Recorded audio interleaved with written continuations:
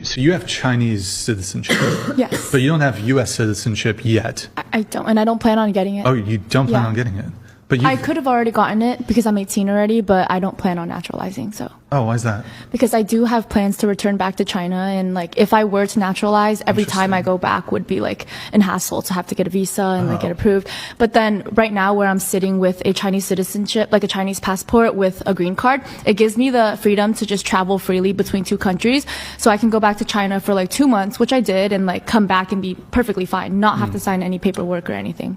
I'd say like, because I come here for school, like the reason why my family came to the US was so my siblings and I could get an American education. So I'd say like for 10 months out of the year I'm here, and then like the summertime I go back to my... Since you were 5? Well, not every summer. Sometimes in summers like I have plans and like I have like tutoring, like I have like extracurriculars, but when I have the time, yeah, pretty much. But I'm still pretty connected to the culture over there, if that's what you're saying. Like I'm fluent in my language. Yeah, and, you like, speak Mandarin. Yeah. But you lived there entirely for your first 5 years? Yes, yes. And then you came here and you spend most of the time here in the United States? Yeah, after I moved here. And your parents don't plan to naturalize to the United States either? Is that correct? They don't either. They are just waiting for us to finish school, and then they're also going back to China. Okay. Are your parents like diplomats or something, or what do they do? What do you mean, like for work? Or... Yeah, for work. Well, my mom, she's a stay-at-home mom. She doesn't do anything, and my dad works at Apple. At Apple? Okay, Like he's like a software engineer, or? No, he does something like in HR, but he, yeah, pretty much. Okay. He's the only one that works in our family, and he's supporting. You have siblings? Yeah, I have an older sister who goes to UCSB, and a younger brother who's 10 years old. 10 years old? Mm-hmm. And are they going to stay here until he graduates from college? High school, and then at least 18. high school, yeah. So another 8 years? Yeah. And are you going to stay here until your parents move back, or you're moving back as soon as you're done with college? Well, it depends on like where I locate based on my career, because I'm trying to get my CPA after my degree, so we'll just see. I'm not sure. But my long-term goal is to do Big Four accounting in like a city in China, so. Oh, interesting. So how do you, I guess like how do you come, I'm not maybe unaware of the process. If the goal is not to naturalize, how do you come and stay in the United States like long-term? Like does your father have a H-1B visa, or?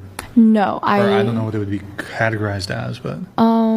I actually am not too familiar with how we really got here. Your dad, or anything. your dad's I just know like we knew people who were just able to do it for us. I don't know what you want me to say about that.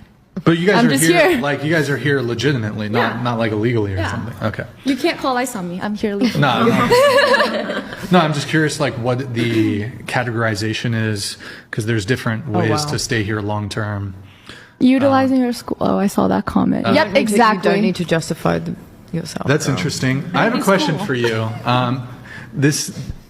It's interesting though, because you're not planning to naturalize.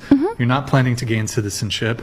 Although you've lived the majority of your life in the United States, you've enjoyed the benefits of living in the United States. You've enjoyed the prosperity of living in the United States, the education system of the United States. Did you go to a public school for high school?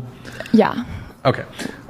Here's a question for you. Go ahead. So imagine a completely neutral, hypothetical situation where neither the United States or China is the aggressor, neither has done anything unethical, and there's no moral dimension, just a military conflict that exists. In that value-neutral scenario, to which side would your allegiance be? The United States or China? China, I'd say. Okay. And that's obviously biased because I'm Chinese from China and most of my family's there. But like you said, like you're confused why like I don't want to naturalize being in the US for like such a long period of time.